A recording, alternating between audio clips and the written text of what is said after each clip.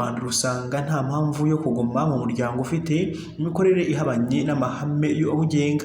Byari biteganyijwe ko mu nama yabaye kuri uyu wa gatandatu yari yitabiriwe na Minisitiri w'Intebe Edouard Ngirente, Guinea Equatorial yagombaga guhererekanya ububasha n'u Rwanda kuko yari wo rwari rutahiwe kuyobora uwo muryango ugizwe n'ibihugu birimo Angola, Congo ya Repubulika ya Demokarasi ya Congo, Repubulika ya Demokarasi ya Congo, Cameroon, Gabon, Tashidi, Guinea Equatorial, Central Africa, u Rwanda, Burundi na Sao Tome and Principe.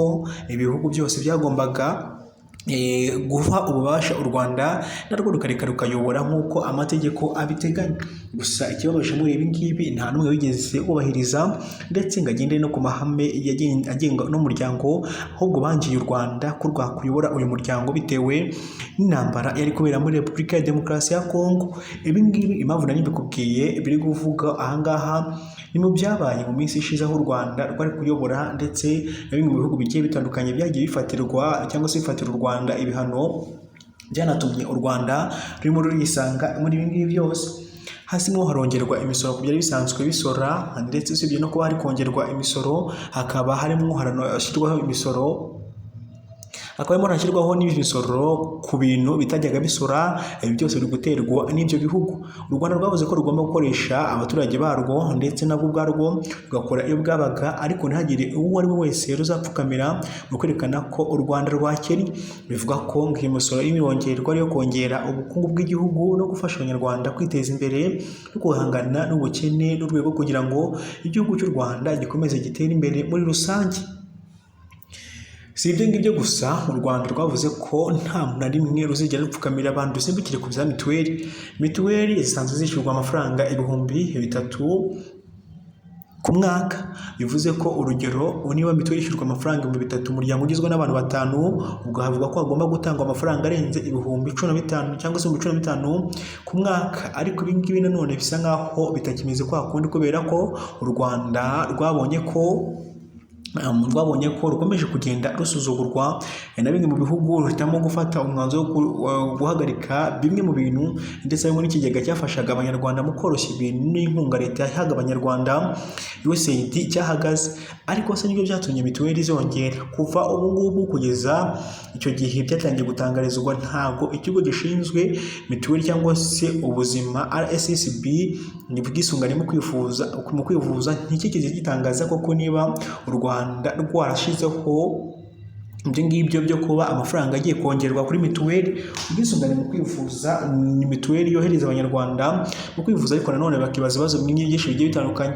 Umuntu azaba yarabuze 3 byo kugura mituweli ndetse abona amafaranga y'inyongera kugura mituweli. Icyo ngibyo abanyarwanda bakomeza kubyibaza umunsi ku wundi. Nanjye ntakubeshye nta gisubizo kirenzeho mbifitiye niba koko u Rwanda rugiye kongera amafaranga ya mituweli, ariko igiharirwa nuko barimo barashaka uburyo bakora iyo bwabaga byose ku buryo ibintu byose byongera gusubira ku murongo.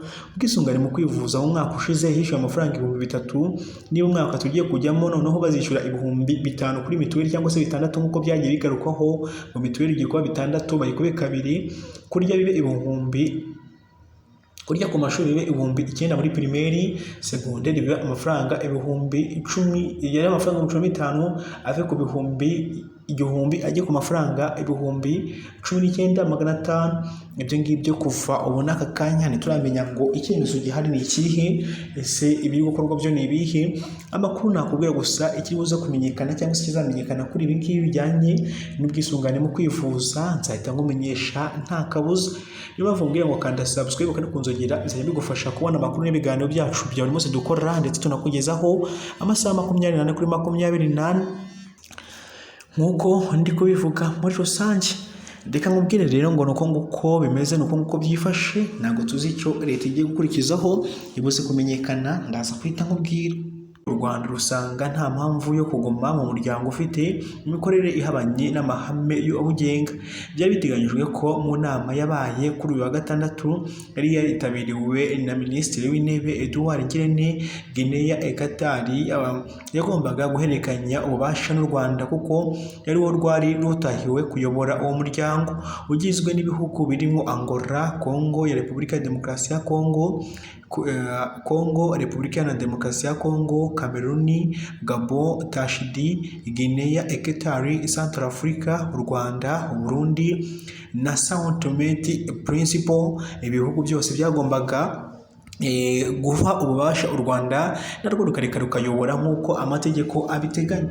Gusa ikibabaje muri ibi ngibi nta n'umwe wigeze ubahiriza ndetse ngo agende no ku mahame agenga n'umuryango, ahubwo bangiye u Rwanda ko rwakuyobora uyu muryango bitewe n'intambara yari kubera muri Repubulika ya Demokarasi ya Kongo.